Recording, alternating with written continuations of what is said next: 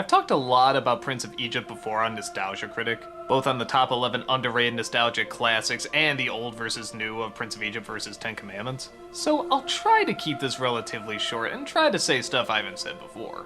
The story, I think, is a safe bet you probably know. The pharaoh has decided that the slaves have grown too large in size, so he sends his soldiers to perform mass genocide. But one family wants their baby to live, puts him in a basket and sends him floating down the river, where, oddly enough, the basket comes across the queen and decides to adopt the baby and call him Moses. Years later, Moses grows up and realizes his true heritage. Disgraced by who he is, he leaves his brother and family behind and finds a life of peace far away. But that doesn't last for long, as God himself comes down and tells Moses that he is to be the deliverer of the Jews. Moses returns, finding his brother is now Pharaoh, and the epic battle begins between Pharaoh and Moses over what will happen to the Jewish people.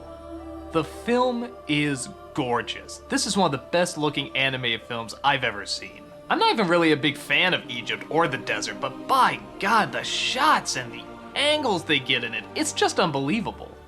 So much attention is being drawn to how to tell this story faithfully, but not exactly the same as the Ten Commandments. And it does exactly that. It has its own unique style and its own unique look. Even the characters are different. The relationship between the brothers seems genuine. They both now have grown up and they both now have new responsibilities that they wish to honor and do not want to break.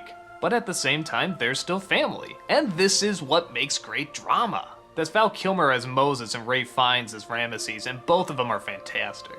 Even the other celebrity voices, though distracting at times like Jeff Goldblum or Patrick Stewart, still match well to the character and tone that the movie's trying to get across. It's just distracting in that you can tell it's their voices, but you warm up to them pretty quick. Something else I've never talked about is the music. The music is also wonderful.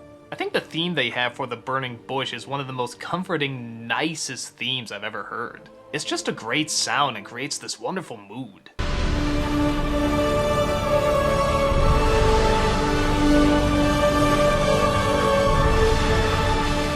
Now, some people can and have been turned off by this movie because, well, while Ten Commandments was just intended for adults, this is more older children and adults. That is to say, there are songs, there is some comedy relief, and there are some weirdly drawn characters. And yes, that can be distracting at times. Like, half the time there's no segue into the song. Steve Martin and Martin Short as the high priests are a little odd and out of place at times. And horrible to say, but because it is sort of a Disney style, maybe it could have benefited more from a little bit more of the Disney design. I mean, some of them look good, but others do look kind of odd.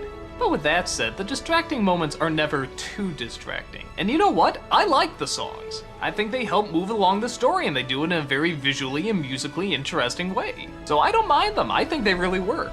But many would argue if you're really gonna tell the story of Moses and you want to step up your animation company and make it more adult, you should probably leave some of the stuff behind. I'd be lying if I said I didn't feel that was totally true, especially with something as heavy as the story of Moses. But I also understand the need to appeal to a general public, and like I said, I think they work it in pretty well. So I stand by it, at least by the songs. I do feel bad this movie is not more appreciated, and maybe it is because Ten Commandments was just such a landmark, and even though this is a good film, yeah, it's probably not really a landmark in any way. At least, not in the way that most people view cinematic landmarks. But I still think it's a good, strong film. Better than Ten Commandments, in fact.